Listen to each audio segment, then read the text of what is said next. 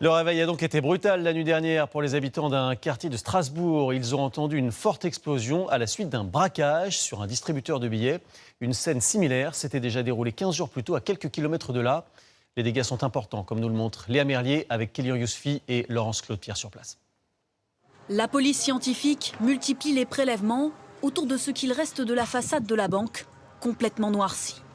La déflagration a soufflé les vitres et le distributeur de billets, pourtant scellé dans un mur en parpaing. Hier, vers 3h45, 2 personnes à scooter se rendent au boulevard d'Anvers, dans ce quartier résidentiel à l'est de Strasbourg.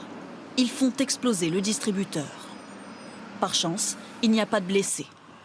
Philippe habite juste au-dessus. En plein milieu de la nuit, il est surpris par la violente détonation. Il y a une grosse explosion qui m'a réveillé. Avec un gros nuage de fumée.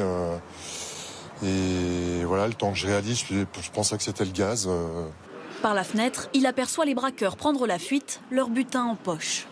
2 individus, un qui sortait de ce qui restait du distributeur automatique de la banque, avec un sac de sport sous le bras. Prélèvement, enquête de voisinage, vidéosurveillance. Les enquêteurs multiplient les analyses pour retrouver les malfaiteurs.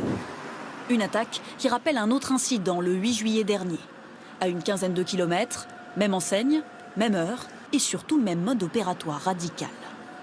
À 3h02 du matin, 2 individus visiblement sont venus avec une grosse berline noire pour braquer le distributeur à l'aide d'explosifs.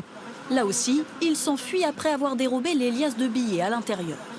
L'enquête est toujours en cours, mais d'après les premiers éléments, les braqueurs n'en seraient pas à leur coup d'essai.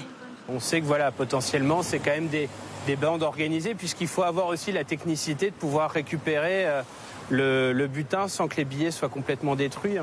Depuis le début de l'année, une dizaine de distributeurs ont été attaqués à l'explosif en France.